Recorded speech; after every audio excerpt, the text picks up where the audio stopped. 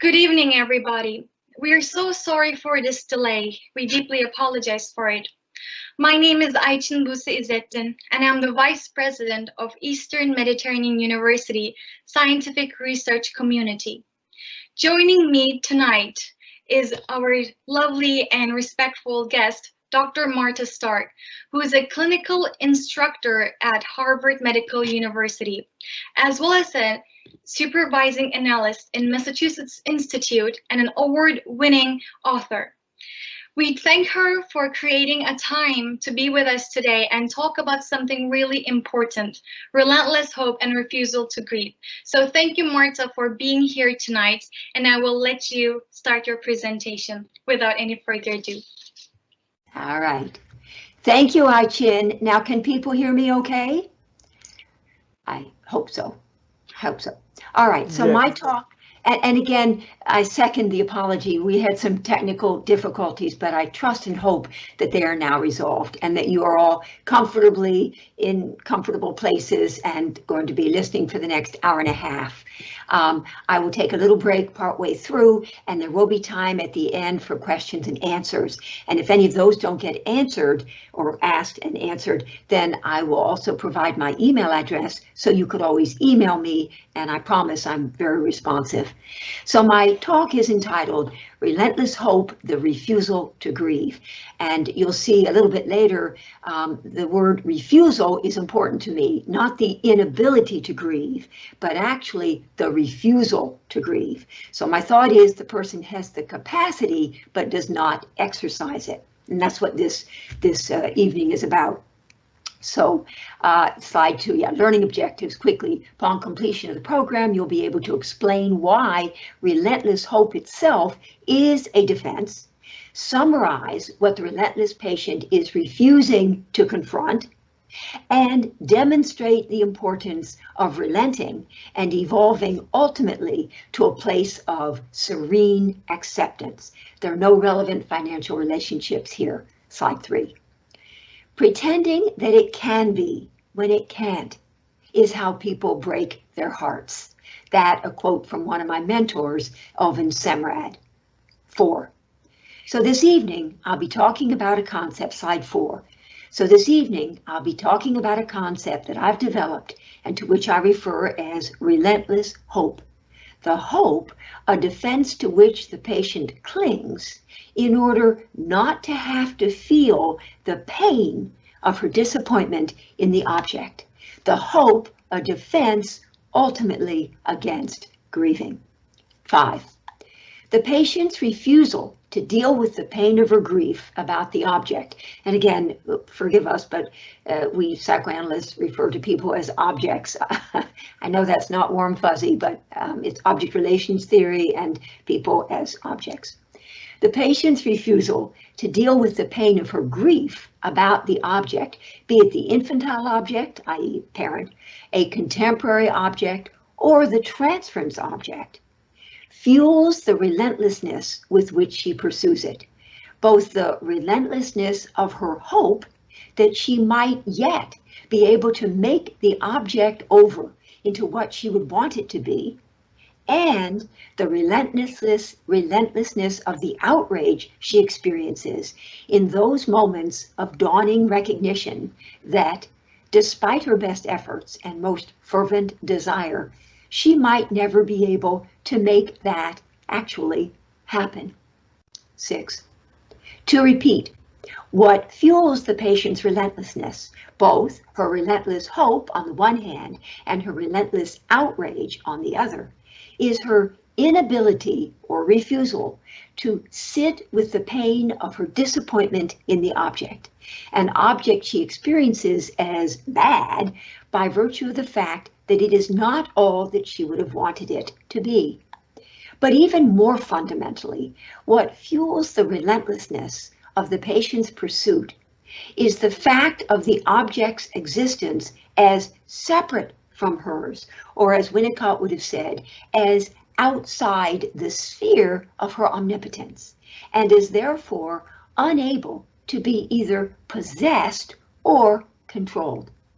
In truth, it is this very immutability of the object the fact that the object cannot be forced to change, that fuels the patient's relentless pursuit. In fact, whenever a patient complains bitterly about feeling helpless, generally what underlies the feeling will be a wish to be able to force the object to change in some way. In other words, when a patient protests that she feels so helpless, that often speaks simply to the outraged frustration she is experiencing at being confronted with the limits of her power to control another. 7. Paradoxically, such patients are never relentless in their pursuit of good objects. Rather, their relentless pursuit is of the bad object. In other words, it is never enough that the patient simply find a new good object to compensate for how bad the old object had been. Rather, the compelling need becomes first to create, or more accurately, to recreate the old bad object, and then to pressure, manipulate, prod, force, coerce this old bad object to change. A popular song that speaks directly to this issue of the patient's need to recreate the early on traumatic failure situation is a rock song by the late Warren Zevon entitled, "If You Won't Leave Me, I'll Find Somebody Who Will." I hope you laughed on that one. Slide 8. The patient can re-find the old bad object in any one of 3 ways. 1, she can choose a good object and then experience it as bad, projection. 2, she can choose a good object and then exert pressure on it to become bad, projective identification. Or 3, she can simply cut to the chase and choose a bad object to begin with. Again, choosing a good object is not a viable option. A good object does not satisfy. Rather, the need, fueled by the patient's repetition compulsion, is to re-encounter the old bad object and then to compel this bad object to become good. By way of brief example, a woman who has suffered terribly at the hands of an alcoholic parent will not simply resolve to choose a partner who does not drink. Rather, she will find herself unwittingly or unconsciously drawn to men who are alcoholic. She will proceed to focus her relentless efforts first on forcing them to own the fact of their alcoholism, and then on forcing them to give it up, although they may well never do that, and a panel of 10,000 objective judges would probably have been able to predict this. Next, 9. Again, the patient's refusal to deal with the pain of her grief about the object fuels the relentlessness with which she pursues it, both the relentlessness of her entitled sense that something is her due, and the relentlessness of the outrage she experiences in the face of its being denied. Hoping against hope, she pursues the object of her desire with a vengeance, refusing to relent, refusing to accept, and refusing to forgive. Next, 10. But Alan Payton cautions us, when a deep injury is done us, we never recover until we forgive. Next, 11. I would like now to present a clinical vignette that speaks poignantly to this issue of a relentless patient's unwillingness and seeming inability to forgive. And this is not on the slides, but I present now the case.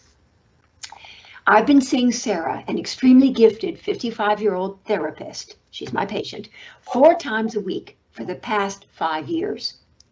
5 years ago, at the very beginning of our work together, I said something to Sarah that made her feel that I did not want to work with her. And I apologize at this point for not being able to share with you the specifics of what I actually said. And you'll see that the specifics aren't really relevant, quite frankly. Simply the fact that I would have said something that she felt was unforgivable. So I apologize for not being able to share the specifics, but Sarah asked me please not to. She did, however, give me permission to share with you what follows. Sarah considers what I said to her in our third session, those 5 years ago, to have been a mistake for which she will never be able to forgive me, although she wishes desperately that she could. At the time, I was horrified that Sarah would have so misunderstood what I was saying, but given what I have since come to know about her, I can now appreciate why what I said was indeed deeply hurtful to her. Over the course of our years together, Sarah has spent much time trying to decide whether or not she feels safe enough with me to continue our work. But because of the unforgivable mistake that I made those 5 years ago, she fears she may never be able to trust me. Although periodically I have attempted to clarify, rather defensively I'm sure, what I had thought I was trying to say in our third session those 5 years ago, understandably, Sarah has not been all that interested in listening and has held fast to her experience of me as untrustworthy and of the therapy as a place that is not safe. Certainly not safe enough to bring her despair, her heartbreak, her loneliness, or her tears. Over time, what Sarah and I have come to understand about our dynamic is that we have unwittingly recreated between us the mutually torturing relationship that she had with her toxic mother. At times, Sarah is her bad mother, and I am Sarah, who, as a little girl, was tormented by her double-binding mother. At other times, it is I who am her bad mother, and Sarah who is tormented by me as she was once tormented by her mother. In my work with Sarah, it has been extremely important to her that I be able to confirm her experience of things, not just that I validate her perceptions as plausible constructions of reality, in the words of Erwin Hoffman, but that I actually confirm them. In other words, Sarah needs me to agree that her reality is the truth. Otherwise, she begins to feel crazy. Almost without fail, I have been able to confirm Sarah's perceptions, most of which have seemed to me to be uncannily on target. Unfortunately, some of her uncannily accurate perceptions have been about me. Although it is more difficult when the focus is on me and my vulnerabilities, ultimately, with the one exception to which I had earlier made reference, ultimately, I have been able and willing to confirm these perceptions about me as well, as an example of how Sarah will zero in on me. When recently she came to a session and asked to schedule a number of extra sessions, I was obviously very pleased. I actually said something to the effect of, yes, yes, yes. Indeed, it meant a great deal to me that she would want the extra time, particularly in light of her experience of me as having failed her so unforgivably early on in our relationship. So we scheduled the extra sessions, and then I said, gently, you know that I am so pleased to be scheduling the additional appointments, but it occurs to me that I should be asking you how you feel about having these extra sessions. Sarah did not answer for a long time. After what seemed like an eternity to me, she said finally, and with much sadness, that she was now not sure the extra sessions were such a good idea after all, because she was suddenly feeling that maybe I did not really want her to be coming for the additional appointments. And you may recall that at the very beginning, that thing I had said to her made her feel that I didn't want to work with her. So here it is sort of rearing its head again. Although I was initially stunned by her response, in time, she helped me to understand something that I had not previously understood, namely, that by asking Sarah to share with me how she felt about having the extra sessions, I was, in a way, humiliating her. Obviously, she would not have asked for this extra time if a part of her had not wanted the additional contact with me. So for me to now ask of her that she admit to wanting more time with me was to shame her for having desire in relation to me. Indeed, had I in advance thought more about my somewhat formulaic or pat question, then I would probably have known not to ask it. What I now understood was that in asking of her that she tell me how she was feeling about getting the extra time, I really was more going by the book than coming from my heart. You see, I had been taught that it is always important to explore with the patient whatever underlying expectations, hopes, and fears she might be having whenever she asks for something from her therapist. So I really was more going by the book, what I'd been taught, than by what I did deep inside of me know, namely that despite Sarah's deep reservations about me, a part of her was beginning to trust me a little more and was wanting me to know this without her having to say it right out. Indeed, I came to see that Sarah's experience of me as having shamed her was not just a story about her, but also a story about me. I was able to understand that I really was shaming her by asking of her that she acknowledge wanting to have the extra time with me. Sarah has been a wonderful teacher. She has devoted considerable time and energy to teaching me to be a better therapist to her, and in all honesty, a better therapist, period. I am so much wiser for my time with her. I'm increasingly coming to see how often I will unconsciously fall back on going by the book instead of coming from my heart, not always in big ways, but in little ways, some of the rituals, some of the routines that I will find myself doing without really thinking them through. Over the course of our 5 years together, 4 times a week, we have accomplished a lot. And in Sarah's life on the outside, she has been able to make some fairly dramatic and impressive changes. But there has been between us this ongoing issue that we have not yet been able to resolve, namely, what to do with respect to the unforgivable mistake I made those numbers of years ago, about which I feel absolutely terrible, and for which I have apologized many times over from the bottom of my soul. Periodically, Sarah will turn to me and ask point blank that I confirm her perception of me as having failed her unforgivably in that 3rd session those 5 years ago. And over the years, she has made it very clear that were I to confirm that perception, she would have no choice but to terminate her treatment with me.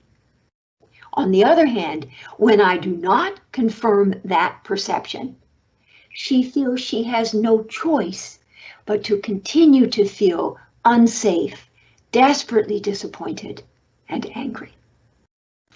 When Sarah and I get into this place, as we have so many times over the course of our years together, my mind almost snaps from the pressure of how crazy-making the whole thing is.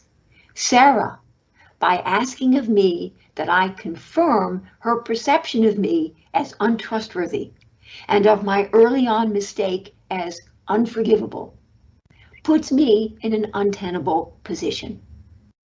But by the same token, I, by wishing deep within myself that Sarah would someday both trust me and forgive me, put Sarah in an untenable position. Sarah asks of me something that I cannot possibly do, but then I ask of her something that she cannot possibly do.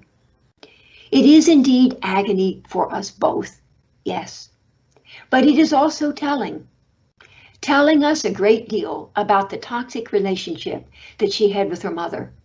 And I believe we are doing the work that needs to be done, namely, attempting to negotiate our way through and out of this convoluted, mutually torturing, hopelessly enmeshed relationship that is, in actual fact, a recreation of the double-binding, no-win relationship that she had with her mother.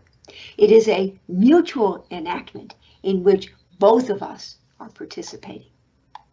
But by way of the drama that is being reenacted between us, Sarah is enabling me to experience firsthand what the experience must have been like for her in relation to her mother. We will need someday to find our way out of this catch-22 situation. But for now, we must both sit with the uncertainty of not knowing what will ultimately unfold. The other day, however, something different did happen. Sarah was once again begging me to admit that what I had said to her those numbers of years earlier was unforgivable. As I listened, I found myself feeling so sad, so trapped, so anguished, and so tormented that I suddenly burst into tears. I rested my head in my hands and just sobbed. Sarah sat there very still, barely breathing, watching, waiting. Eventually I stopped and we continued our talking. This time I knew not to ask her the pat question, "How was it for you?" my crying. Later in the session, however, I think Sarah did show me what it must have been like for her. She herself began to cry. She put her head in her hands and wept. Now it was I who sat there, very still, barely breathing, watching, waiting. And what made it particularly poignant for me was my knowing that she, as an adult, had never before cried in front of anyone. Our work continues.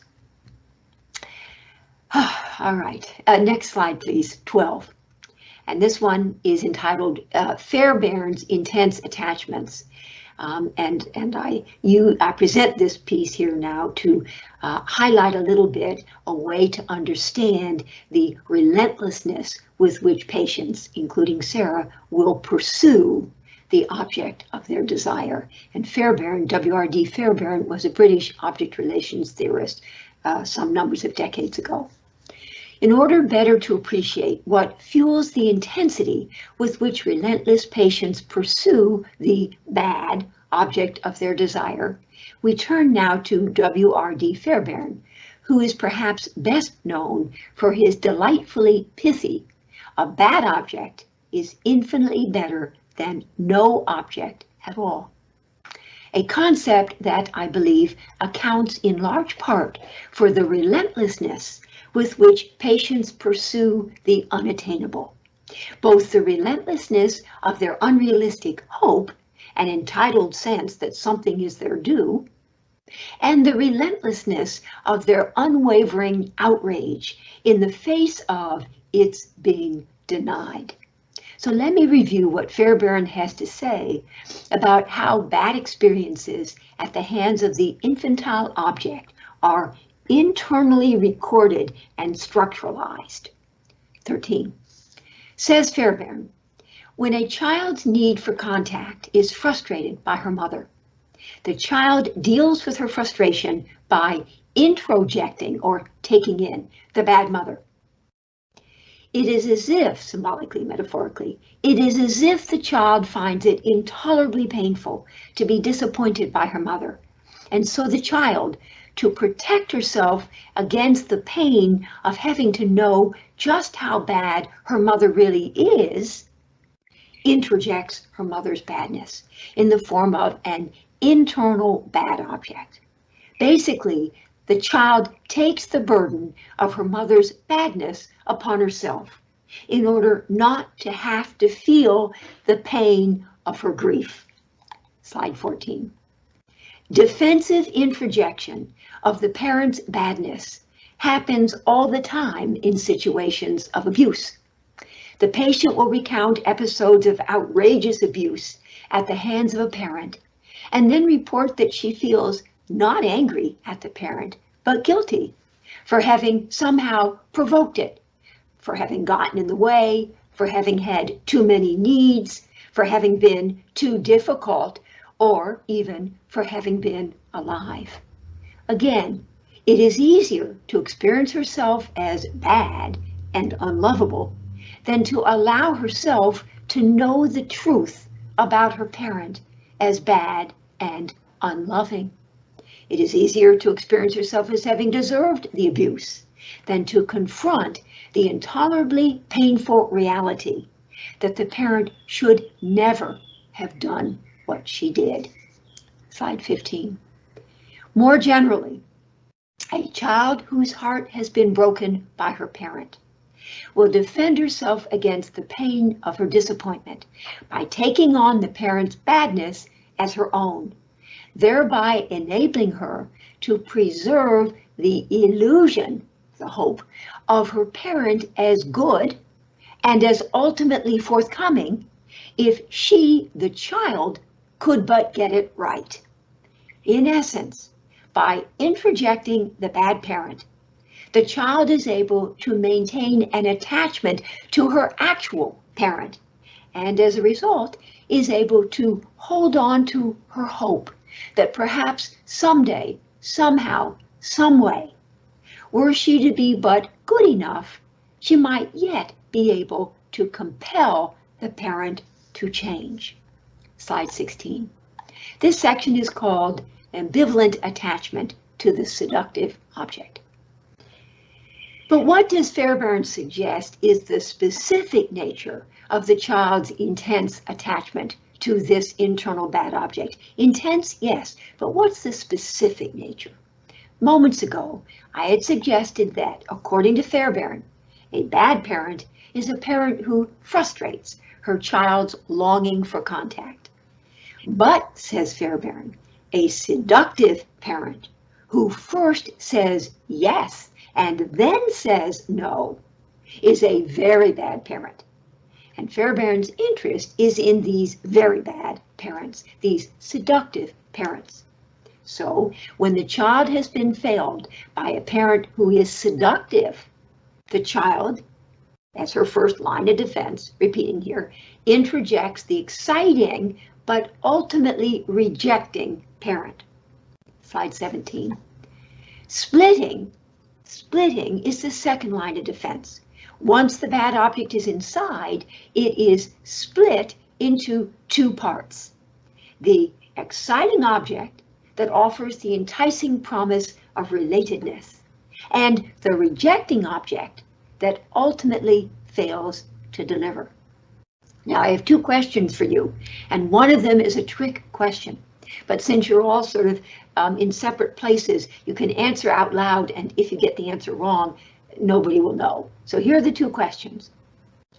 Is the rejecting, depriving object a good object or a bad object?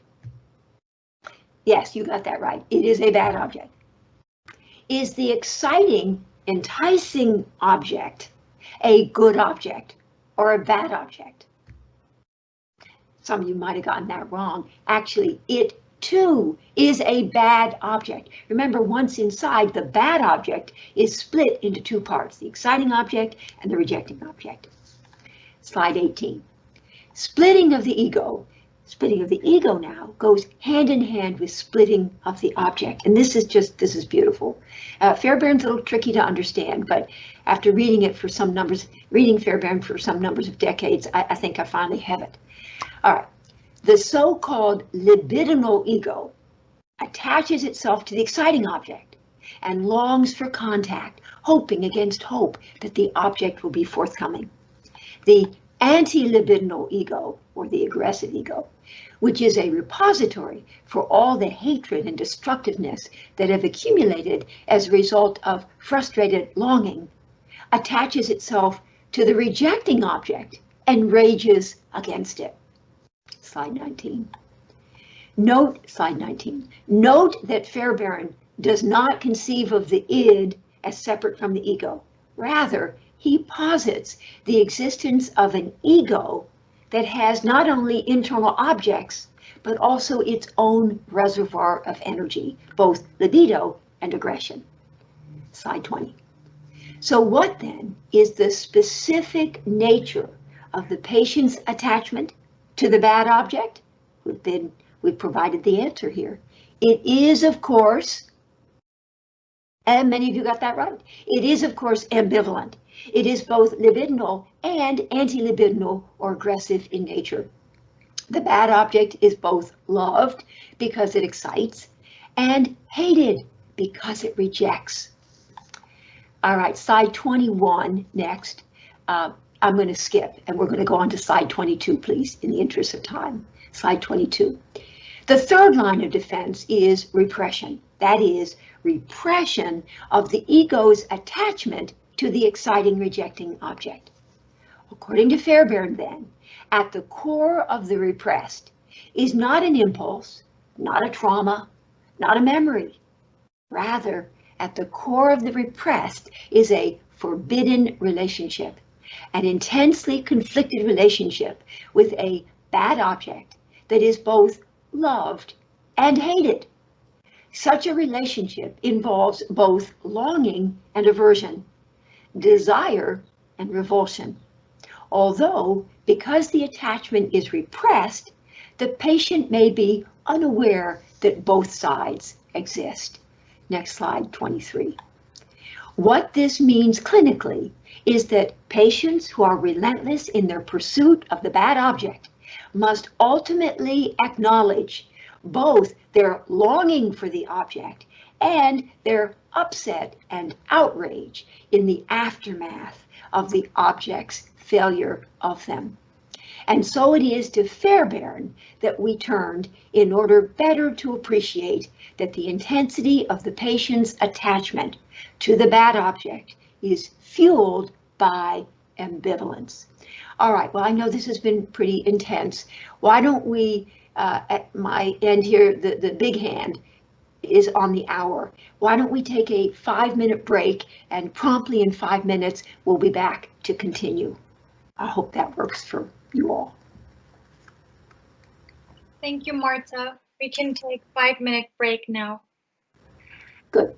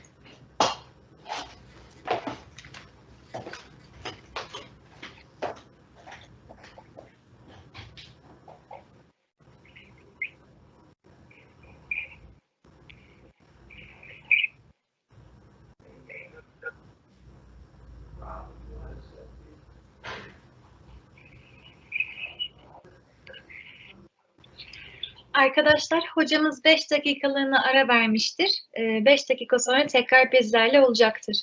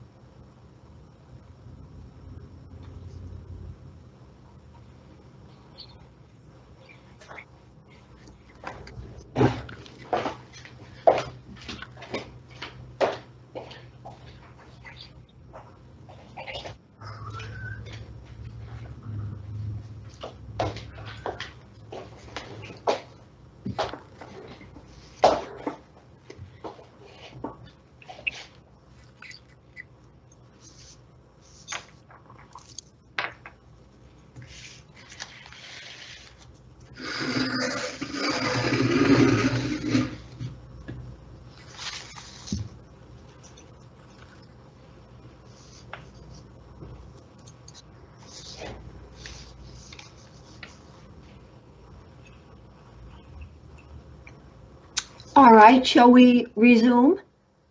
Yes, if you're ready, we're all ready to continue. I am. All righty. So slide 24. Slide 24.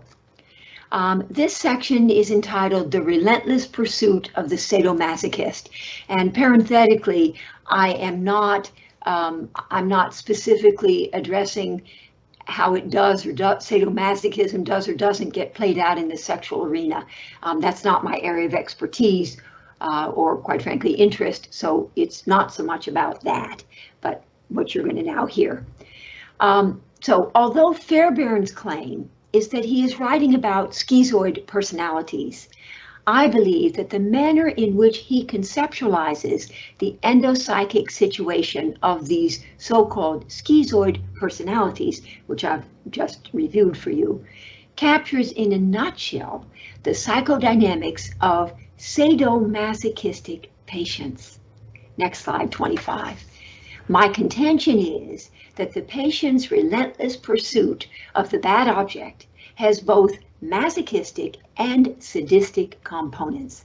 The patient's relentless hope, which fuels her masochism, is the stance to which she desperately clings in order to avoid confronting certain intolerably painful realities about the object and its separateness. And her relentless outrage, which fuels her sadism, is the stance to which she resorts in those moments of dawning recognition that the object is separate and cannot be forced to be something it isn't. The masochistic defense of relentless hope and the sadistic defense of relentless outrage go hand in hand, and both speak to the patient's refusal to confront the truth about the bad, immutable object. Slide 26. Parenthetically, my focus here is not so much on how sadomasochism does or does not get played out in the sexual arena. Rather, my focus here is on sadomasochism as a dysfunctional relational dynamic that gets played out to a greater or lesser extent in most of the relentless patient's significant relationships. 27. More specifically, masochism is a story about the patient's hope, her relentless hope, her hoping against hope that perhaps someday, somehow, some way, were she to be but good enough, try hard enough, be persuasive enough, persist long enough, suffer deeply enough, or be masochistic enough, she might yet be able to extract from the object, sometimes the parent herself, sometimes a stand-in for the parent, the recognition and love denied her as a child. In other words, that she might yet be able to compel the immutable object to relent. Next slide. And so, even in the face of incontrovertible evidence to the contrary, the patient pursues the object of her desire with a vengeance. The intensity of this relentless pursuit, fueled by her entitled conviction that the object could give it, were the object but willing, should give it, because that is the patient's due, and would give it were she, the patient, but able to get it right. Please note, importantly, that the patient's investment is not so much in the suffering per se, as it is in her passionate hope that perhaps this time, and so it is that she's willing to suffer as long as she can then hold on to her passionate hope that perhaps this time. 29. Sadism is then the patient's reaction to the loss of hope she experiences in those moments of dawning recognition that she is not actually going to get what she had so desperately wanted and felt she needed to have in order to go on. In those moments of anguished heartbreak, when she is confronted head on with the inescapable reality of the object's separateness and refusal to relent. Instead of confronting the pain of her disappointment, grieving the loss of her illusions, adaptively internalizing whatever good there was in the relationship, and relinquishing her determined pursuit, the relentless patient does something else. 30. With the dawning recognition that the object can be neither possessed and controlled, nor made over into what she would have wanted it to be, the patient will react with the sadistic unleashing of a torrent of abuse directed, whether in fact or in fantasy, either toward herself for having failed to get what she had so desperately wanted, or toward the disappointing object for having failed to provide it. She may alternate between enraged protests at her own inadequacy and scathing reproaches against the object for having thwarted her desire. In essence, sadism is the relentless patient's reaction to the loss of hope. Next slide. A short clinical vignette. So if a patient during a therapy session suddenly becomes abusive, what question might the therapist think to pose? Now, if the therapist asks the patient, "How do you feel that I have failed you?" At least she will have known enough to ask the question. But she's also indirectly suggesting that the answer will be primarily a story about the patient and the patient's distorted perception of having been failed. Better, therefore, to ask, "How have I failed you?" Not "How do you feel that I have failed you?" which would be more a story about the patient, but "How have I failed you?" which speaks to a willingness to look at the contribution that the therapist might have made. Next slide. Now she will be, when she asks the therapist, "How have I failed you?" she will be signaling her recognition of the fact that she herself might well have contributed to the patient's experience of disillusionment and heartache. Perhaps, say, by not fulfilling an implicit promise earlier made, or by refusing to acknowledge her unrelenting commitment to a certain perspective, or by failing to admit to a mistake or error in judgment, or by denying her own contribution to a therapeutic impasse. The therapist must have both the wisdom to recognize and the integrity to acknowledge, certainly to herself and perhaps to the patient as well, the part she herself might have played in the drama being played out between them, by having first seductively stoked the flames of the patient's desire, and then having devastated the patient through her failure ultimately to deliver. Next slide, 33. In any event, the sadomasochistic cycle will be repeated once the seductive object throws the patient a few crumbs. The sadomasochist, ever hungry for such morsels, will become once again hooked and revert to her original masochistic stance of suffering, sacrifice, and surrender in a repeat attempt to get what she so desperately wants and feels she must have.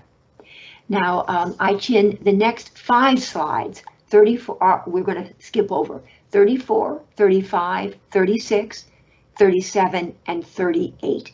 And we're going to land on slide 39, please. All right, we're on slide 39. Perfect, thank you.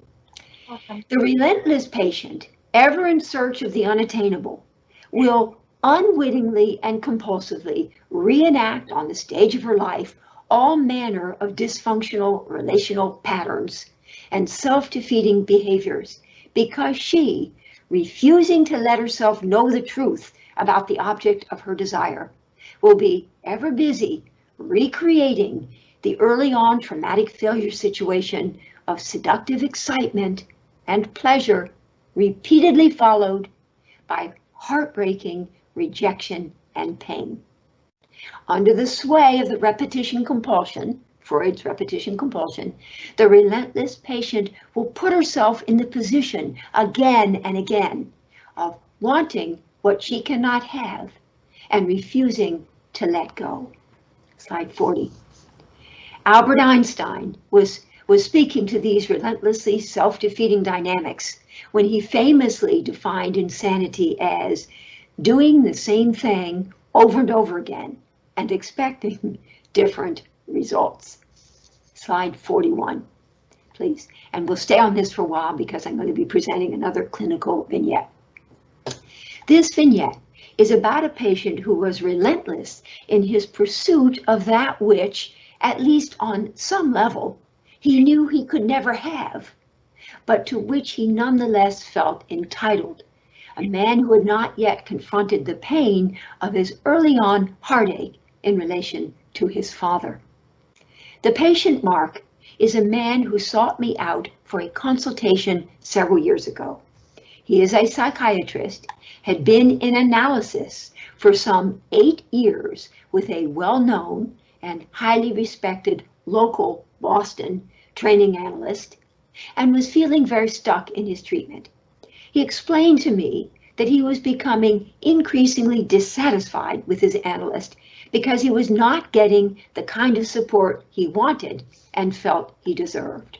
By way of illustration, Mark cited a time when he had gone to his analyst's office, had lain down on the couch, and had told his analyst in some detail about the very difficult day he had been having. He had had 3 admissions to write up. He had been reprimanded by the attending. When it came time to leave for his analytic hour, he had found that his car had been blocked in by other cars, so that he had had to take a taxi in order to be on time. In the confusion, he had lost his wallet and had therefore needed to beg the cab driver to accept a check, and so on and so forth. In his consultation with me, Mark expressed his outrage and his bitterness, protesting that all he had wanted from his analyst was an empathic grunt. Some acknowledgement by the analyst of how frustrated and angry he, the patient, must have been feeling because of the horrid day he was having. The patient demanded to know, was that too much to ask? All I wanted was a little kindness, a little compassion. Mark went on to talk about how his colleagues had confirmed his belief that if his analyst could not give him even this, then he, the patient, had no business remaining in such a disappointing relationship, that it was masochistic for him to be continuing the treatment. But as Mark's story unfolded, I came to see things in a somewhat different light. Admittedly, it does not seem unreasonable to be asking for a bit of support, understanding, and comfort at a time when you're feeling overwhelmed and agitated. But for the patient to be looking for such support from someone whom he knew did not give that kind of support, although the analyst did offer many other good things, for the patient to be looking still, even after these 8 years, for support from someone whom he knew had never given that kind of support. This is what caught my attention. This is what seemed to me to be masochistic or relentlessly hopeful. So whereas Mark was thinking that it was masochistic for him to be staying in a relationship with someone who was not giving him what he so desperately wanted, I was beginning to think that it was masochistic for the patient to be wanting still that which he was clearly never going to get. And that the solution lay not necessarily in severing the relationship with his analyst, but first in facing the reality that he was never going to get exactly what he would have wanted, and then in grieving that. The patient will get other good things from his analyst, and in fact, over the course of the previous 8 years, had gotten all sorts of other good things from his analyst, but never the empathic grunts. Now, admittedly, I did also wonder a bit about the analyst's seeming refusal to relent, refusal to allow himself to be influenced even a little by the patient's impassioned entreaties. But in this particular instance, I decided not to focus on what I suspected was the analyst's contribution to the stalemated situation between them. My fear was that were I to speak too much to the part I sensed his analyst might be playing, the patient might use this to reinforce his own rather entrenched position, which would then obscure the more fundamental issue of the patient's accountability for his own relentlessness, fueled by his refusal to confront the reality of his analyst's very real limitations.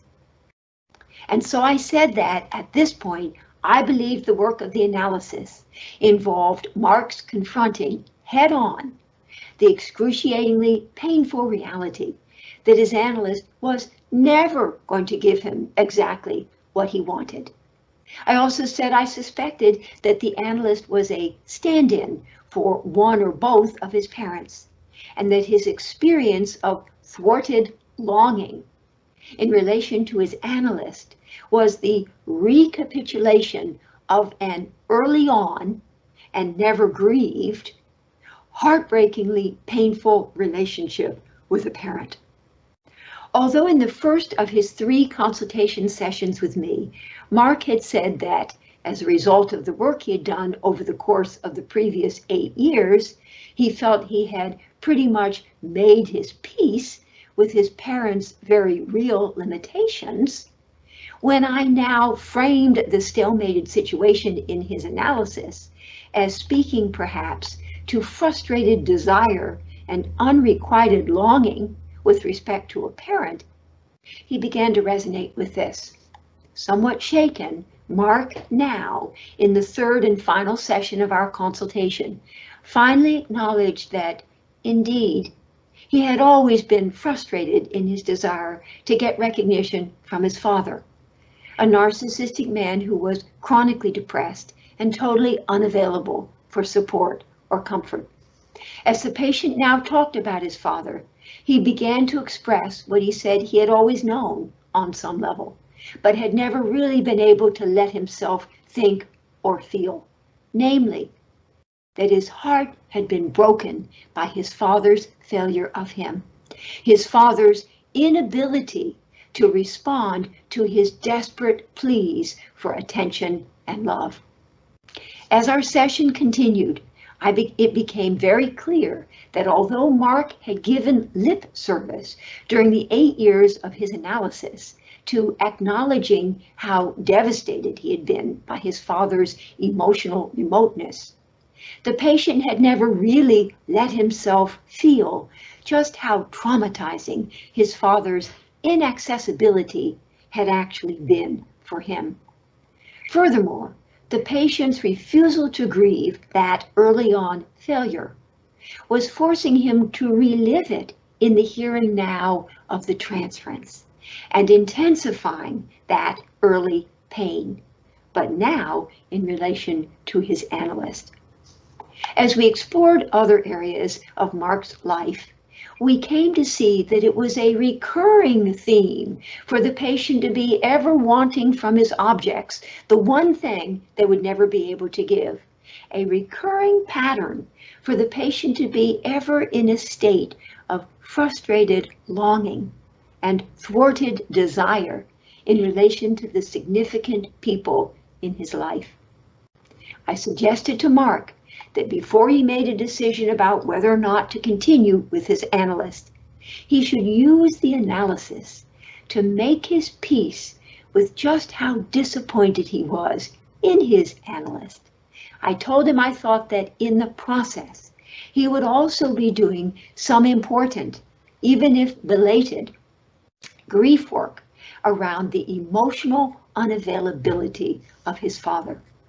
So I suggested that instead of immediately rushing off to another analyst in order to pursue elsewhere his relentless search for gratification, Mark should stay in the relationship with his current analyst at least long enough to gain insight into why he was always in the position of trying to extract the right thing from the wrong person. That is, why he was ever in relentless pursuit of the unattainable.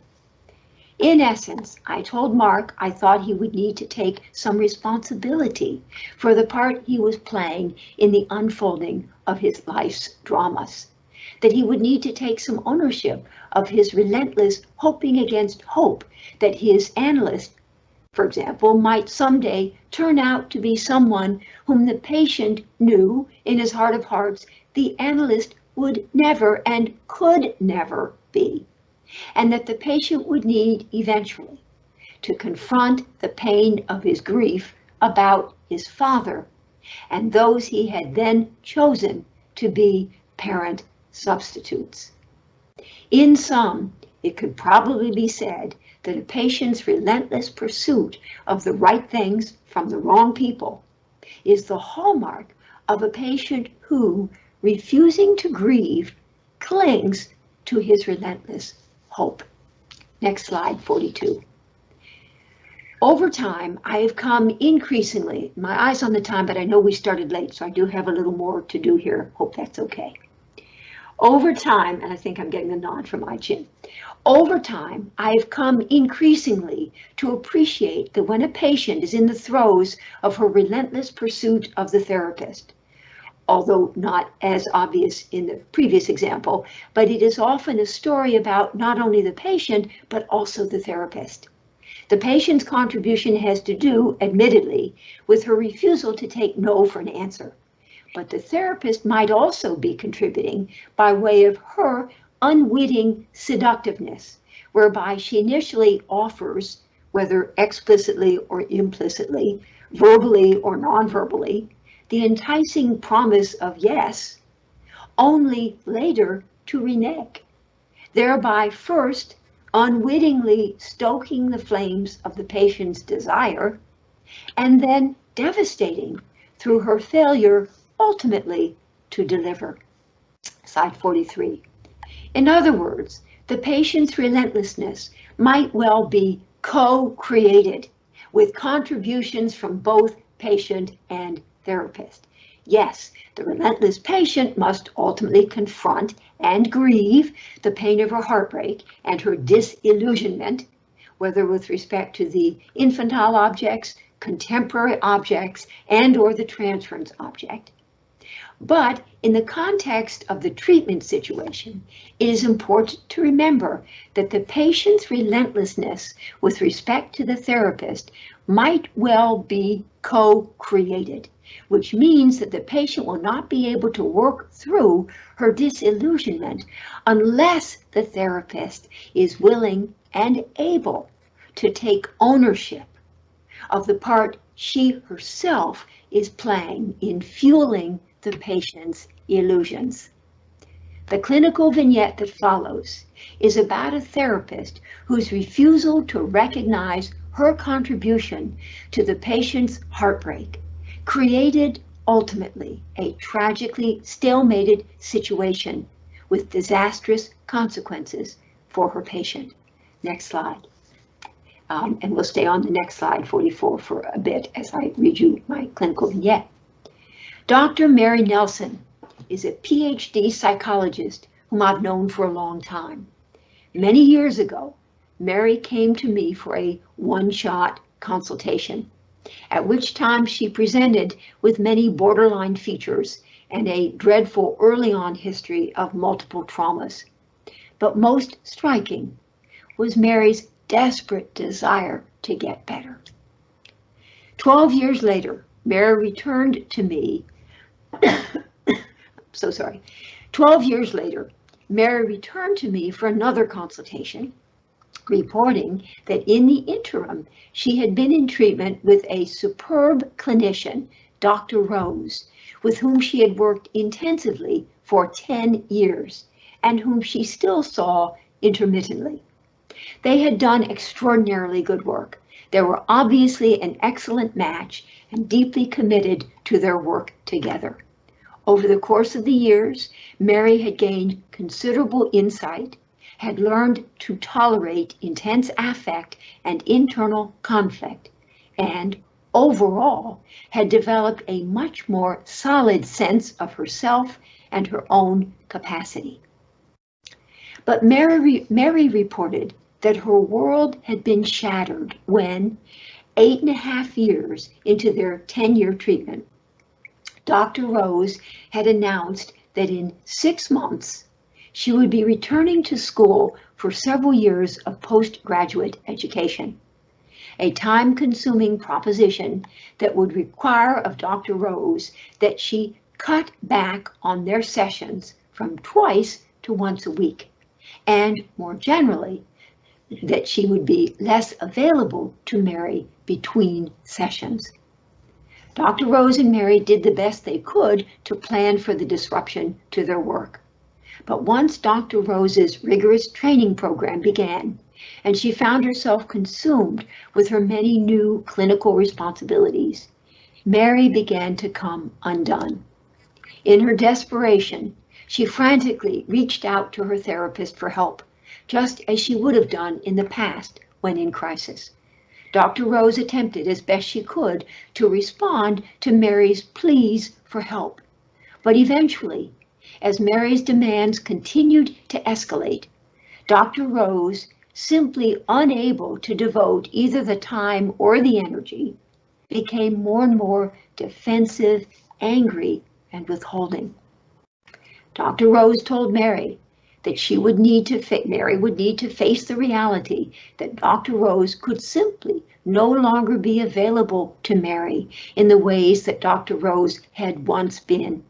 She suggested that Mary's relentlessness spoke to Mary's refusal to confront the reality of this, and that Mary needed to let go of her unrealistic expectations. But Mary, unable to contain either her devastation or her outrage, had had 10 hospitalizations over the course of the next year for alcohol and drug abuse and sometimes suicidality. Amazingly enough, continuing all the while her private practice of psychotherapy, admittedly with frequent interruptions. It was in this context, and with the blessing of her therapist, that about 6 months ago, Mary, broken, frantic, enraged, confused, and desperate, returned to me after 12 years for a consultation, which has become an extended evaluation. Although Mary is in a rage at Dr. Rose and in excruciating pain, it has been obvious to both Mary and me how much she has grown as a result of the hard work she and Dr. Rose did together. In our work, it has become clear over time that Mary's outrage at this point has to do not even so much with the fact of Dr. Rose's decreased availability, as with Dr. Rose's refusal to acknowledge that she is no longer emotionally available in the ways that she had once been. Whereas Dr. Rose's interpretive efforts are directed primarily to Mary's relentlessness, Mary's enraged protest at this point is that what she most wants is for Dr. Rose to relent by admitting that she, Dr. Rose, is no longer as invested in Mary as she had once been. In Mary's journal, which she brought into me, she writes of her heartbreak as follows, and the journal, the entries were to Dr. Rose. And this is from Mary's journal.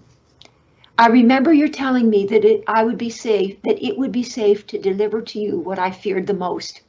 I remember your saying over and over again so many times, I'm not going anywhere. I am here to see you through all of this. You said I would never again have to cry alone. You made the space between us so safe that I could deliver to you what so badly needed to be said and experienced. You wrote me notes that I could carry with me if I forgot that you were there. You said I could call, especially when the pain got to be too much. But then came all the changes. I lost my balance and fell. All of a sudden, I couldn't hold on to you anymore. And the depression and the terror went so deep that I kept ending up in the hospital. People didn't understand why I couldn't just leave my therapy. Simple, they said, if it causes pain and it isn't working, then leave. Obviously, those people didn't know about Relentless Hope and didn't know about Fairbairn. Anyway, so they would say simple, if it causes pain and it isn't working, then leave. But I couldn't forget how it had once worked. I couldn't forget about all the time, the energy, and the effort that had gone into our therapy. But now I can't find you anymore. I don't know who you are or where you went. I've pulled back, I've pulled inside and don't reach out to you anymore. And you don't lean forward in your seat to listen to me anymore. I do cry alone. I cry because of all the pain.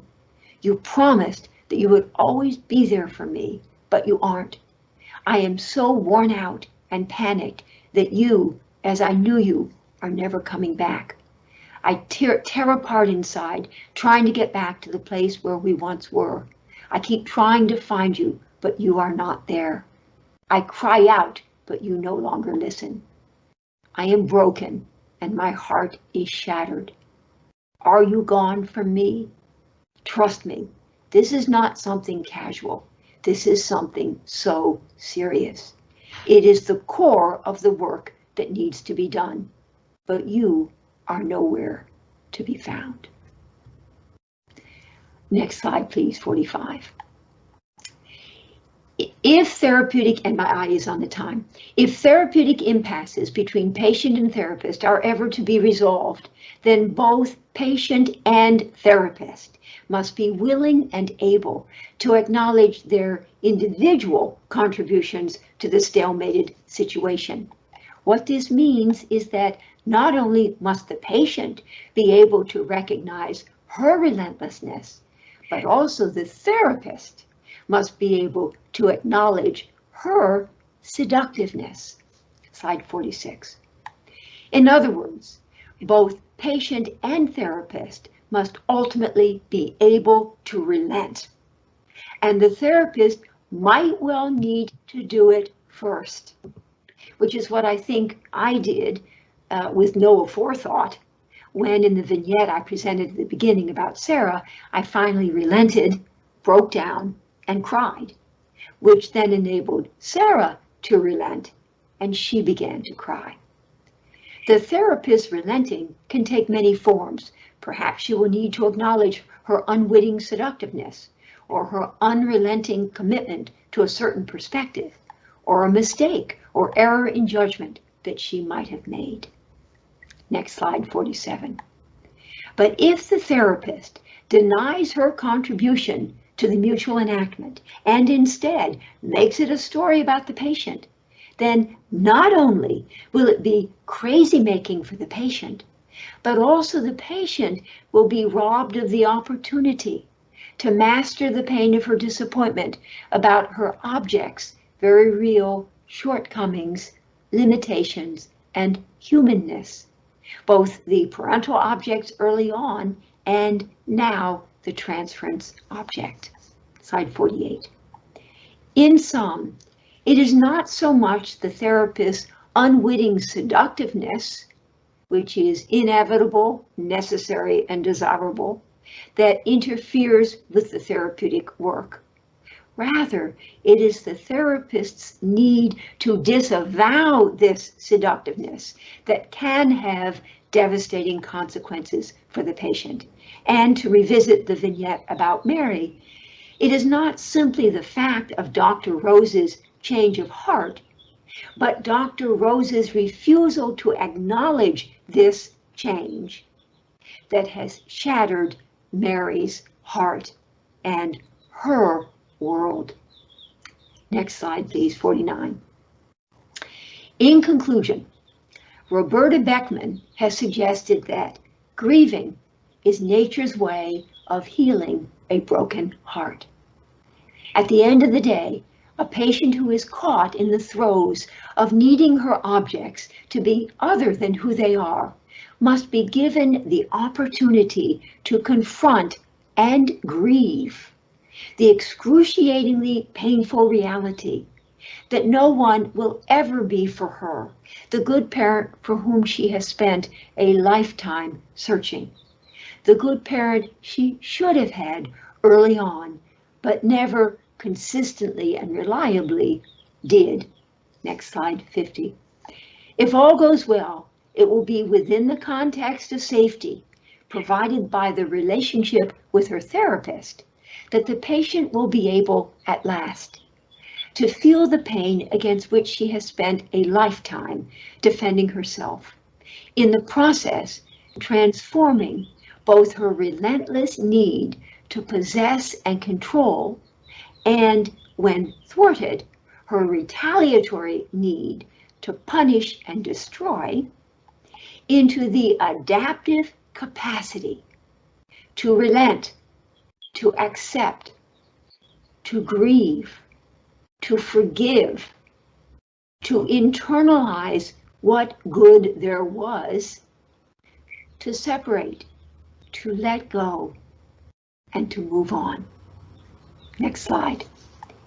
The bad news, of course, will be the sadness the patient experiences as she begins to accept the sobering reality that disappointment is an inevitable and necessary aspect of relationship. The good news, however, will be the wisdom she acquires as she comes to appreciate ever more profoundly the subtleties and nuances of relationship and begins to make her peace with the harsh reality of life's imperfections. Sadder, perhaps, yes, but wiser, too. Next and last slide, please. In fact, Harold Searles has suggested that realistic hope arises in the context of surviving disappointment, and in fact, stronger at the broken places. I conclude with the following. I am here reminded of one of my favorite The New Yorker cartoons, in which a gentleman seated at a table in a restaurant by the name of the Disillusionment Cafe is awaiting the arrival of his order. The waiter returns to his table and announces, "Your order is not ready, and nor will it ever be." That's it. Thank you. Thank you. Thank you, Marta, for this wonderful and insightful presentation. It was very educational and also emotional for me, and I'm sure for all of our audiences at home.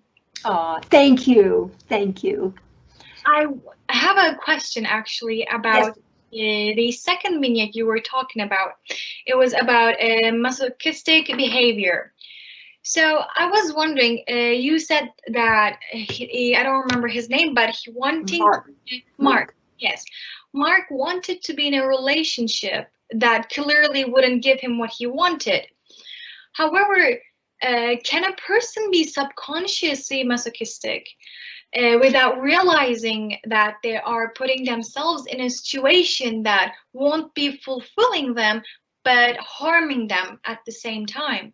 That's a beautiful question. And absolutely, in fact, it's often true that the patient unconsciously, under the sway of the repetition compulsion, will be reenacting on the stage of his or her life the unmastered early on relational traumas that have never been fully resolved in a desperate effort to sort of find a different, better resolution this time. So indeed, you're absolutely right, and that's where that lovely word unwitting, which means unconscious, unwittingly, the patient will often be playing out on the stage of her life the old, unresolved, unmastered relational dramas without realizing that that's what she's doing. And in this case with Mark, I mean, he chose an absolutely brilliant analyst who's tremendously respected in the Boston community, but it's sort of like we all know that he is just not warm fuzzy. That's just not who he is. And on some level, Mark too would have had to know that. And yet unconsciously, he found himself, because it was so familiar, the lure of the familial and therefore familiar, he found himself drawn to the only thing he'd ever known, which was a father figure who was emotionally unavailable. Now, let me say, I want to give you a follow-up to that vignette, what happened with Mark. So 2 things. One is that I ran into his analyst, who was a colleague of mine. Again, the analyst was not warm fuzzy, so I can't say I had a warm fuzzy relationship with the analyst, but I had tremendous respect for him. We certainly knew each other. And we ran into each other at a professional meeting. And as our paths crossed, the analyst sort of looked my way and sort of under his breath mumbled, "Thank you, thank you, thank you," and went on his way. But the second part of the follow-up is I ran into Mark a year or 2 later, and he said to me, oh, good, there you are. He said to me, you know, he said, the strangest thing happened. I did indeed take your advice. Thank you, thank you. I went back. I really did do one hell of a lot of grieving of my father's inaccessibility and my analyst's inaccessibility. And guess what? Once I stopped wanting it so desperately, my analyst now, every now and then, gives me an empathic grunt. Is that beautiful or what? I mean, that is a true story, and it's when you stop desperately needing it, like it speaks to, and I hope it came across in my presentation, that crunch situations, as Paul Russell would call them, but where therapeutic impasses are almost always co-created contributions from both. And the analyst was especially, over the course of those 8 years, especially withholding of the empathic grunts, in part because of Mark's persistence and insistence. So his withholding was co-created by Mark's insistence. And when Mark backed off, then the analyst could come through. So thank you for your great question, Chin. We have another question from our audiences. They're asking, can you please relate your discussion of restless hope to Freud's distinction between mourning and melancholia, especially the way it has been revised in Abraham and Turok's work as a difference between introjection and incorporation? Oh my goodness. Wow, we decided to go with kind of tough questions here. Well, let's see.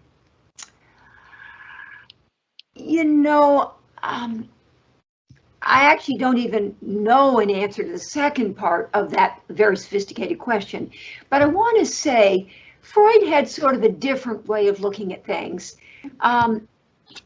So he would talk about that in the face of a disappointment or a loss, the shadow of the object would fall on the patient.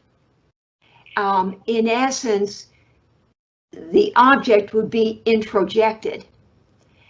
And it's a little confusing, I think, in terms of introjected into what. But for the most part, Freud in his On Mourning and Melancholia, mourning being the healthy something, melancholia being the not healthy, not really getting the mourning or the grieving done. Freud talked about the object, the critical parent or the dead parent now, but let's say critical parent, the shadow of the object falling on the patient into the superego of the patient, so that the superego would rail against the ego in the way that once the parent, the critical parent, had railed against the child.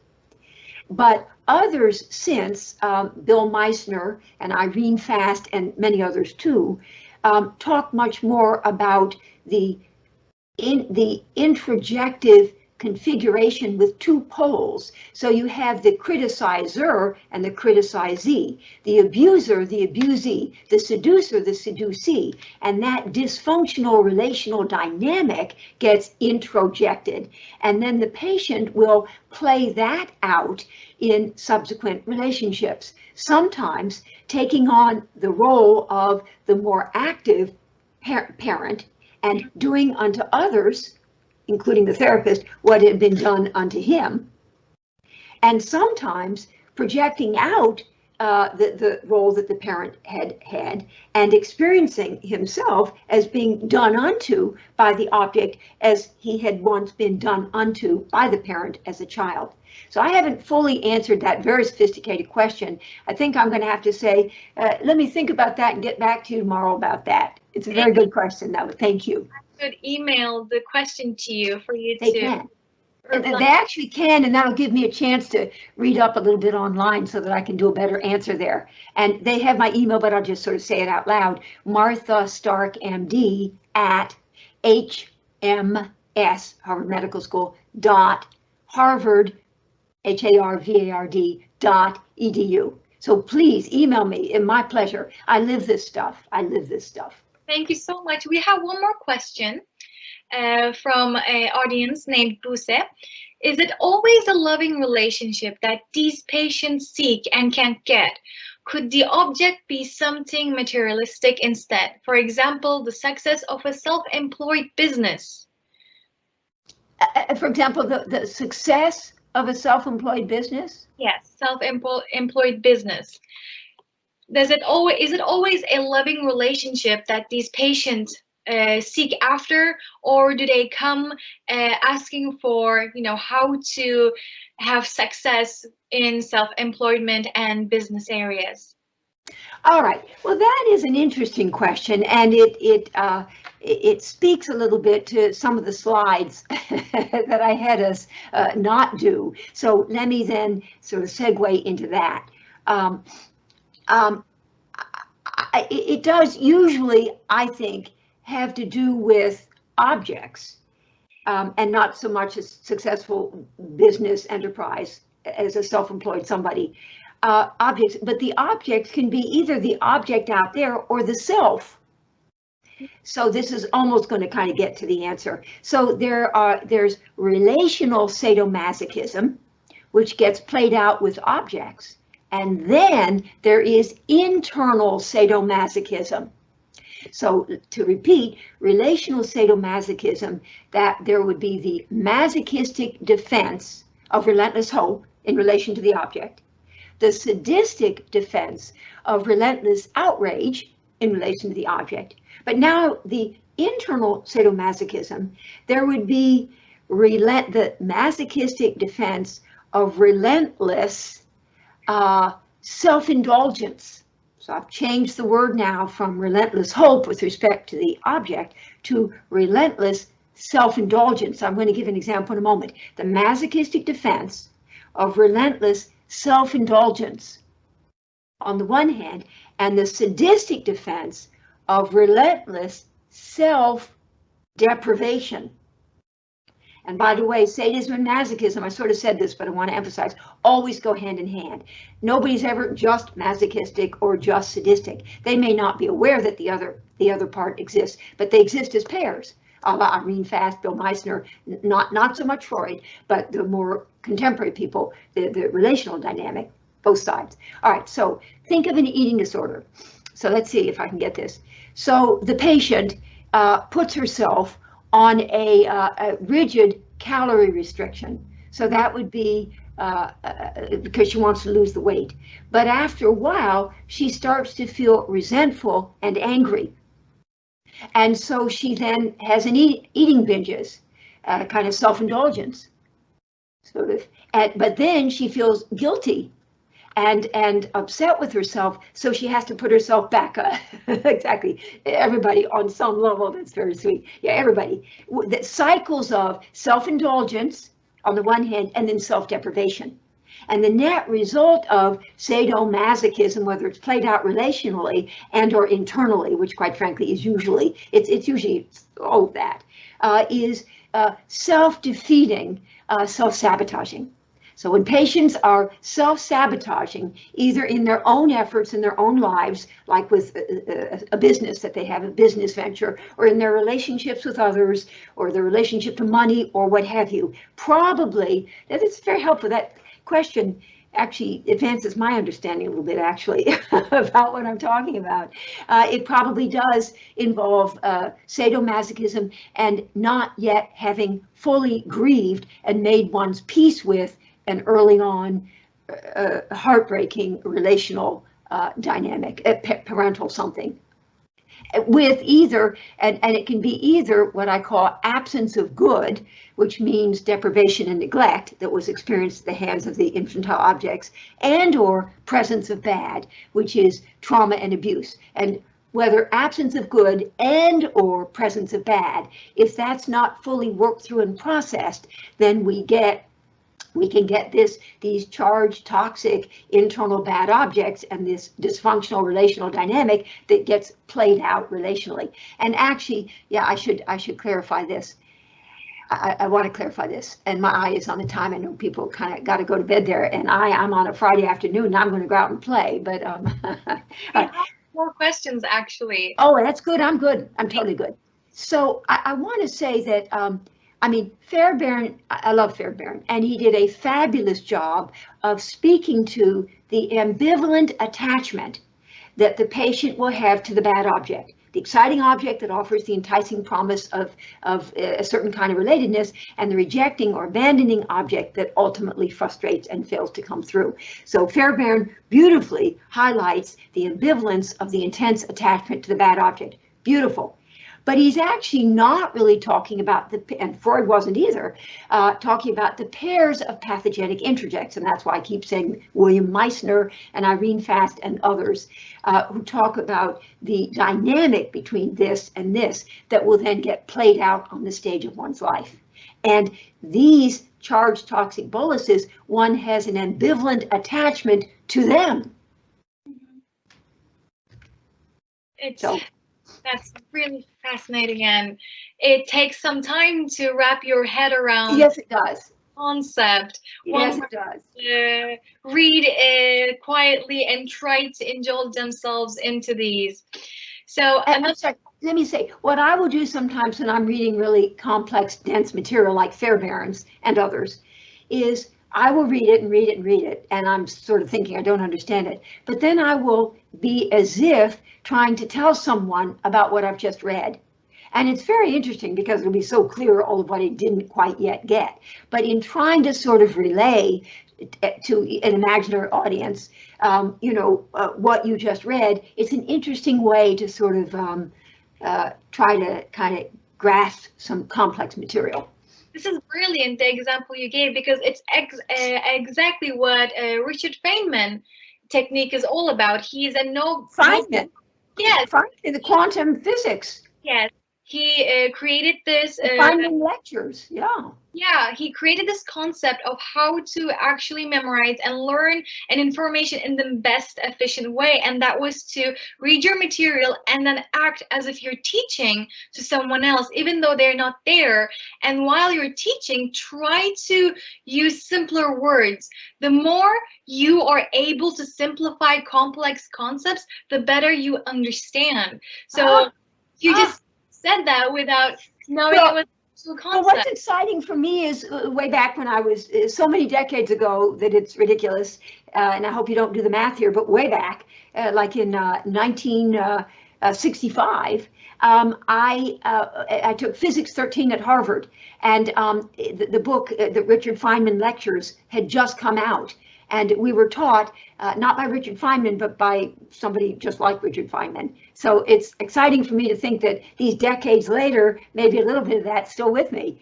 In any event, it was quite exciting, that whole course. But that's lovely what you just said to me, Ai-Chen. Thank you. Thank you. You're welcome. It's also the way I study for my materials, anytime, for anything. So, and it's also true that when you're learning something, it's often good. Well, I know you will have noticed that I use my hands a lot. Like I use my hands to say the words, actually, 1, 2, 3. But when I'm trying to master material, you know, standing up and walking around and involving all your senses so that it's sort of in an embodied way, so that it really sort of becomes part of you. Yeah. So good. Okay. I'm going to ask another question from Buse. What can we do to prevent the repetition of masochistic tendencies of these patients? Is confrontation enough to prevent further events, or are these people always at the risk of falling into this cycle even after therapy? Beautiful, beautiful, beautiful question. Until they have truly confronted and grieved the intolerably painful reality of their disappointments, they will then, yes, be ever prone. Whether they're in therapy or years afterwards, they will be ever busy, caught up in their infantile attachments, their relentless pursuits, and their compulsive reenactments. Yeah, until they've grieved. I do think grieving is that important. I do. Another question. Well, I'm sorry, and I will, well, yeah. So let me just say, I have something I call psychodynamic synergy paradigm. So I have 5 modes of therapeutic action. Model 1, classical psychoanalytic, which is about interpretation. Model 2, self-psychology and other deficit theories, which is a corrective provision model and involves grieving. Model 3, the contemporary relational perspective, which is the more intersubjective perspective. Model 4, the existential humanistic perspective, whatever. And number 5, a more brain-based approach to the therapeutic action in psychotherapy. And so in model 2, self-psychology and other deficit theories, where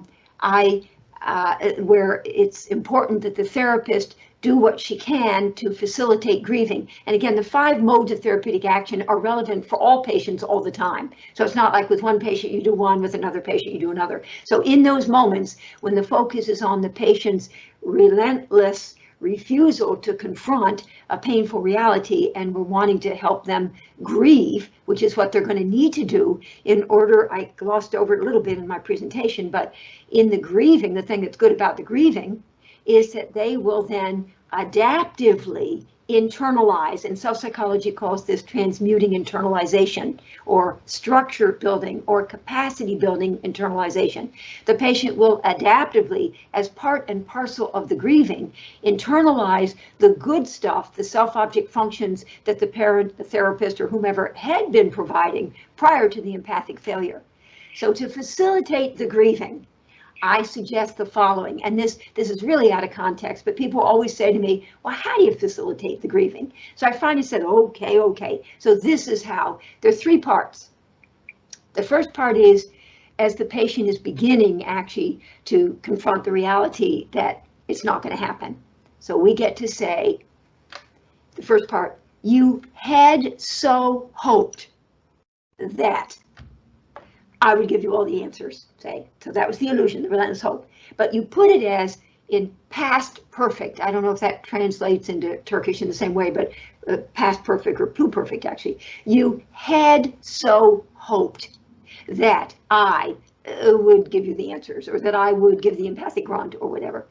But this is the second part, are coming to appreciate, coming to recognize that that's not the way it works in here. So let's say you had so hoped that I would just simply answer your questions and tell you the answers, but you are coming to understand that that's not what I do. And the third part is, and it breaks your heart, and it outrages you, angers you, upsets you, infuriates you, devastates you. You had so hoped, but are coming to realize that it doesn't work that way, and it breaks your heart. So first, you had so hoped the illusion. The second part, but now the reality of the disillusionment. And then third, now you're grieving the reality of the disillusionment. And you do that again and again and again and again as part of helping the patient serially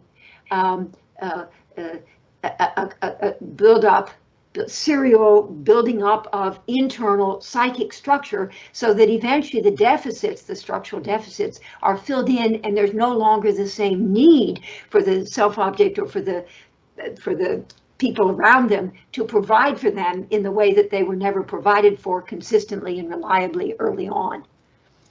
So that. It's almost as if like you're allowing your patient to relive what they hoped for, make them remember that, and then hit them with, but that didn't happen, and allow them but as they're recognizing that it didn't, yes, that's beautifully said. Yes, you're kind of they're to revisit and re-experience the pain of it. Yes, combined with their dawning recognition that, you know, they're sort of getting it, because for like 5 years you haven't sort of given those kinds of answers. They're beginning to sort of get it, that it doesn't work that way, and then that's beautifully done. So it has to be in the context of their re-experiencing and reliving it a little bit, revisiting it. So it's an embodied re-experiencing of it, so that it's not just an intellectual, well, you know, you thought that I would, but discovering I don't, and you're upset about that, which would be too cognitive. So model 1, the interpretive classical psychoanalytic perspective, tends to be a little more the primacy of cognitive. Model 2, self-psychology and other deficit theories, tends to be more experiential on the affective component. So yes, they go back to re-experience it, and then are helped to see what they are coming to know, i.e. it's not going to happen. And they're devastated. And you do it again and again and again. For as long as the patient is ever busy, relentless in their pursuit, you are that relentless yourself in terms of highlighting the dynamic they had so hoped, but are beginning to realize, and it breaks their heart. Yeah, it's forcing the patient to acknowledge their feelings at the third part, after they realize that it didn't happen, and now we're feeling angry, sad, devastated, and when you repeat it, they are bound to realize it and stop running away from these hurtful emotions. Yes. Yes, so for the example, now the example I'm going to give is so old-fashioned that it has to do with the time before cell phones and, you know, little landlines. I don't know if people nowadays know what landlines are, but anyway, telephones, like regular telephones. So here's the example, because it's a good one. So we have a little baby, and the mommy, it could have been the daddy, but let's say it's the mommy. So the mommy is holding the little baby in her arms and rocking the little baby, and all is well. And the little baby is just really happy. And then the phone rings in the other room, the telephone, not a cell phone, the telephone in the other room. So mommy puts the little baby down in the crib, and mommy goes to the other room to answer the phone. And the little baby like the little baby, not okay, grieving, upset, angry, no. But mommy wraps up quickly, like she's a good mommy. And she comes back and she picks up the little one and starts to rock the little baby again. And the little baby's all, oh good. But then the damn phone rings again. So mommy rushes off. And now the little one is put down the crib and like, but a little bit has the sort of memory trace, beginnings of something that's sort of like, well, gone but returns. So for a moment, the little baby is okay, but then it's too much and then starts crying. But repetitively over and over again, in essence, that's when it happens right and well. The little one will, over time, adaptively internalize the good that mother had been providing. She comes back to comfort, and over time, adaptively transmuting internalizations, structure building, capacity building to be a good parent, self-soothing, a good parent unto himself. As a result of grieving, in essence, the optimal disillusionment of mommy being there and then gone, being there and gone. But people who grow up with a relentless hope have never had the opportunity to do grieve in that way, and so they're still wishing and hoping and praying that the object will be forthcoming in the way that they want the object to be. That's a really great example, made me understand so much more. Another question from Berfin. She says, I read somewhere that people often carry their relationship issues that ended their previous one onto their next one. How can we combat carrying the previous burden to our next relationship and start from the new chapter? Oh, that's good. That's good. That's good. I mean, quite frankly, that happens all the time. That's where actually I think insight will count certainly for something. The interpretive perspective of classical psychoanalytic theory, or a lot of the psychodynamic psychotherapies, where you recognize that you're at risk for carrying forward what was unresolved from the previous relationship, which, by the way, was probably what was unresolved from the early on relationship. And to realize that you're a little bit more at risk. But I mean, I guess that's why rebound is a concept, that if you end a relationship and haven't really had a chance to grieve the ending of it and to understand what all it was that got played out in that relationship, and you sort of rebound into another relationship before you've completely grieved, then you really will be more at risk for just sort of more of same, and repeating with the next relationship all of the stuff that had happened with the previous relationship, which was all of what had happened in the early on relationship. And sometimes that grieving process can take a very long amount of times, more than a few months. I often hear people say, it can take a lifetime. Yeah, I often hear people saying, why haven't I moved on from, for example, an event that happened a year ago or 2 years ago? And I think this grieving process depends on the individual and how they are allowing themselves to feel all these emotions and learning from it. And it can take a lot of time to actually, and hopefully in the context of a relationship with a caring someone, be it a therapist or a priest or a friend, a dear friend, or partner, a life partner, if that's a good relationship. So I mean, you can do a fair bit of grieving on your own, all by yourself in your room, but it's so much more efficient. I'm into efficiency, and it's so much more efficient and I think effective if you can be grieving in the context of an empathically attuned, authentically engaged, therapeutic alliance, collaborative relationship, secure attachment, such that you can then belatedly internalize stuff from the other person. Mm-hmm. So my classical psychoanalytic, whatever, I conceive of that as a one-person model. Self-psychology is, Andy Morrison talked about it, is a 1.5 person psychology, where the one person is the patient and the half person is the self-object therapist who offers all sorts of empathic recognition and validation and acknowledgement. And then when there's an empathic failure, which is inevitable since nobody's perfect, grieving that's the most efficient and effective way, I think, because the therapist is a stand-in for the parent, as a stand-in for a previous love relationship that went south. Then, you know, they can kind of stand for each other and so on. And I think that the therapist now has the power, as much power to heal as the parent once had power to hurt and to harm. And interestingly, the parent now sometimes doesn't have as much power to heal as they'd had power to hurt. But the therapist comes along and can be very helpful in healing. Or that can be a good relationship with a special somebody or a teacher or a mentor, I think. Again, therapy probably is a little more efficient, but I'm a therapist, and so if and not that if all you have is a hammer, you see everything as a nail. Nonetheless, I do tend to think in terms of therapy as being the most efficient way to do it. But we have a follow-up comment on the example you have given from Mehmet.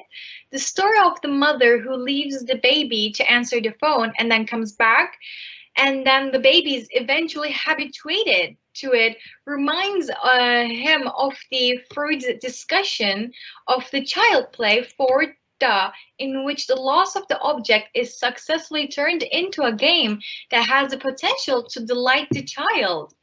Oh God, that's so good. Did he say Anna Freud, or he say Anna Freud? Yes. Yeah, Freud. Yeah. Yep. I mean, that is so beautiful. I mean, my God, you have a sophisticated audience out there. Holy shit. I really wish I could see them. I do have to say. Yes. Yes. And I'm a child psychiatrist, and I do a lot of puppet play and in displacement and symbolically, so much stuff can be done and a mastery achieved of all sorts of things, loss, recovery, et cetera. Yeah, I love that. Beautiful. And also, even when that was being read to me, the idea of, the mother going away and coming back, the lovely use of the word habituated. Yes, that the little one becomes habituated, which is sort of the same thing as adapted to, such that, because it gets worked through. And that's why, so I had known in self-psychology, we talk about transmuting internalization, structure building, capacity building, internalization, yes. And again, introjection tends to be taking in negative, pathogenic interjects in the literature. It's not always honored, this distinction, but interject tends to be negative, internalization tends to be positive. So transmuting internalizations. It was only fairly recently that I came to appreciate that these transmuting internalizations, especially when I thought about the mother going to answer the phone and back, and little kid becoming habituated, that transmuting internalizations are an adaptive response of the person, the patient or the little one, to loss and disappointment and frustration. It's an adaptive response. If you can't count on it being always out there, then adaptively, well, hell, then I might as well then, and slowly, gradually, and it's not like consciously I'll take it in, but slowly, gradually working it through, processing, integrating, and mastering the taming and modifying it, and taking in such that you then develop your capacity. Instead of needing external regulation of your self-esteem, you have the capacity for internal regulation of your self-esteem, and you can be a good parent unto yourself. Being a good parent unto yourself, I've heard this somewhere else, is sometimes something that a person needs to do it for themselves when they had a traumatic childhood, when they didn't receive that parenting from their own parents. I read it somewhere that it is very important to sometimes be your own parent and show that guidance and love to yourself, like you are the parent of yourself. I mean, I like that. And indeed, if the parent really wasn't so very good and there was all sorts of traumatic heartbreak, then it might well be that the child, who at least initially isn't going to necessarily be in therapy, will have to learn to be self-soothing.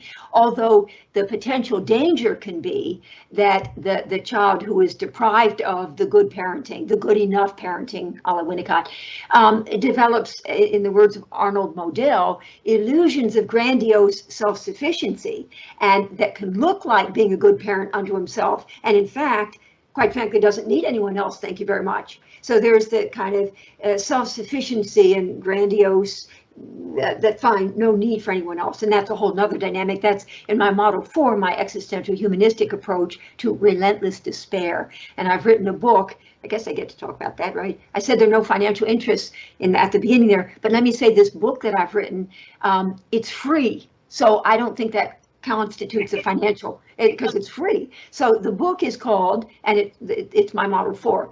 It's called, it's a long title. Let's see if I can remember it. A Heart Shattered, The Private Self, and a Life Unlived, an existential humanistic approach to relentless despair. There you go. That's my Model 4. But right, so there, and Masood Khan and Arnold Modell and the privacy of the self and the private self and false self, et cetera, they speak to, you can be a good parent unto yourself, but if you are exclusively a good parent unto yourself and don't look to others for some kind of something, then it can be a little too extreme. And then you're a little bit too much of a recluse and isolated. True. Also, I would like to make an observation on the last vignette we were talking about, a woman called Mary. Yeah, Mary. We were talking about the therapist taking ownership. So what I observed in here is when the therapist took ownership of Mary's problems and Mary's case, I felt like Mary's burden, maybe Mary felt like kind of was shared. The burden was shared, and she felt like she had someone during their years together when it was going well. Yes. Because in her diary, she said that you told me I would never cry alone. The fact that she said you told me I would never be alone, to me felt like she saw her therapist as someone together, and that she won't be needing to be alone anymore. Right. So during all those years that were the good years prior to the Dr. Rose's postgraduate education, yes, she actually had that experience. And she, in a way, one would say she had been a borderline. And I know some people don't like to use the word borderline, but so I'll just say borderline in quotes. But she had been a borderline, but as a result of her fine work with Dr. Rose, she was then able to tolerate intense affect and internal conflict. But then there was the traumatic loss of Dr. Rose. Some sort of dependency on Dr. Rose's existence and being with her to feel more, perhaps, stronger to go on about her day and experiences her life and her struggle. So when Dr. Rose left, her dependency, her attachment to Dr. Rose made her feel like she was alone without her. And maybe that's why she had to struggle after those great years. That's what I observed when you were talking about Mary's situation, some sort of developing a development attachment. Right. I mean, in truth, they'd had such a good relationship. And I mean, Dr. Rose, on some level, kind of did the best she could. I mean, she applies to the postgraduate training and gets in and lets the patient know as soon as she knows. But they really didn't have an opportunity to work through that through. And or if you have a parent, you have a therapist who dies on you when you're in the middle of, a patient is very dependent, has finally been able to feel safe and held, and then the therapist dies. That is so very traumatizing as well. I have said to patients that, when we're talking about their need for me or not, but I will say to them at some point or another that admittedly, they'll say, well, what happens if I were to lose you? And I might say to them, well, admittedly, at this point in our work, if something were to happen to me and I would be lost to you, then quite frankly, you'd probably kind of be up Schitt's Creek, because we're still so much in our process. But over time, as a result of our work together and their adaptive internalization of all sorts of good stuff from me, they will in time need me less and less. They'll still be very attached to me and I to them, but they won't need me in the same way to fill in for their deficits, because they will now have adaptively internalized all sorts of good stuff that I've been giving them along the way. And with Mary, it happened so sudden-like, and the therapist, I think, felt guilty enough and all sorts of stuff that that the therapist wasn't really able effectively to help Mary, and Mary wasn't able effectively to grieve. It was a co-created failure there that didn't quite happen right. And Mary is in really bad shape. I hope she gets so much better. One of our audience is asking for you to repeat the title of your book so they could look it up. Oh, well, thank you. So the name of the book, so you can go to, I'll tell you the website. It's called Free freepsychotherapiebooks.org. I'll say it again, freepsychotherapiebooks.org. And you type in the word Stark, and by STARK, and you'll see everybody else's books too, but you'll see my book. So I have, in a month, I'm going to have 6 there. Right now I have 5. So I'm going to say again the name of the book, but then I want to, if I could indulge myself, tell you the name of the book that's going to be coming out in a month, which is Model 5. All right, so Model 4, A Heart Shattered, the Private Self, and a Life Unlived, an existential humanistic approach to relentless despair. I hope I was able to get but I took a note, so I will reply to him in the comments as well. And let me tell you the name of my 5th book. So my 5th book is more brain-based. So models 1 to 4 are more psychodynamically oriented, more about long-term, in-depth, characterological work. So model 1 is about interpreting, model 2 is about grieving, model 3 is about negotiating at the intimate edge, and model 4 is about holding in such a way that you can ultimately find the patient who is in a sort of psychic retreat, schizoid withdrawal.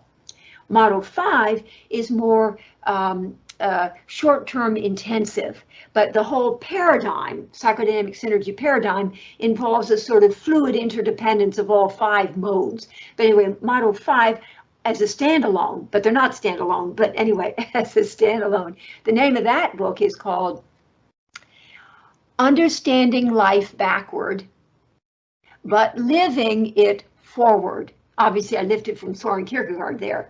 But then the subtitle, which I only figured out about a month ago, so the subtitle after the colon is Analyzing to Understand, but Incentivizing, I said it wrong, Analyzing to Understand, but Envisioning Possibilities to Incentivize Action. I'll say it again, analyzing to understand, but envisioning possibilities to incentivize action. It's really about analysis paralysis. When the patient has come to understand their lives backwards, but now, you know, and models 1 to 4 about the relationship between the past and the present, and how, unless we really do understand it, we're destined to repeat it. So our history is our destiny, but model 5 is about the relationship between the present and the future, and the idea not that we, our history determines, it's not a deterministic that our destiny is determined based on what had come before, but rather we can create our destiny. And so it's a more quantum neuroscientific approach to the therapeutic action and therapeutic memory reconsolidation, all sorts of everything. Am I allowed to sort of mention, or maybe you'll tell them, about something that I'm doing in 2 weeks? It's a remote conference on Model 4, 4 hours. Am I allowed to say that? Sure. I'll say it out loud then. Well, I'll send the information to you, and then you'll be able to send it to them. If they're interested, I would love. I mean, if they're interested, right? Maybe not interested, but right. But it's Model 4. It's all about my Model 4. That's lovely. So we are at the end of our session. I kept you all up so late. I know we're 7 hours different, so it's 4:25 here. It's right now 11:25 p.m. here. Oh my goodness. Well, I had practiced saying, but I don't think I'm saying in the right time, merhaba. You're so lovely. But I think I should have said that at the beginning, but I was so nervous at the beginning that I forgot to say it. So I'll say it now, but I don't think it's relevant anymore. Is it still relevant? Merhaba? Hello. Well, hello all, and goodbye, and thank you so much. And Ai-Chin, you and I will be in touch. But I also want to say to the audience, I really appreciated those very sophisticated questions. Like, shit, man, those were really sophisticated questions. So I appreciate everybody's presence on a Friday night. We're at the end of a week. It's all good. And thank you so much. Thank you so much for joining us and creating this time. I know we had some difficulties in the beginning, but it was so nice to have this brilliant discussion with you and have our audiences engage with us. And thank you for sharing your stories. Well, you are a brilliant interviewer, and you were able to draw out the best in me. So I really appreciate that. From the beginning of our negotiating and getting this arranged, you've been amazing, and I'm just so grateful to you and to your team in the back office there, the green room or whatever, who've been able to get us online here. For the people to know, it took us 45 minutes to bring this together. So thank you. Yes, thank you to all the Doybat team members, Kaan Ali, Kolsacı, Ege Halıcılar, and İrem Oben, who are right now with us. Thank you all so much as well. And thank you. Bye-bye. Goodbye. Have a nice day.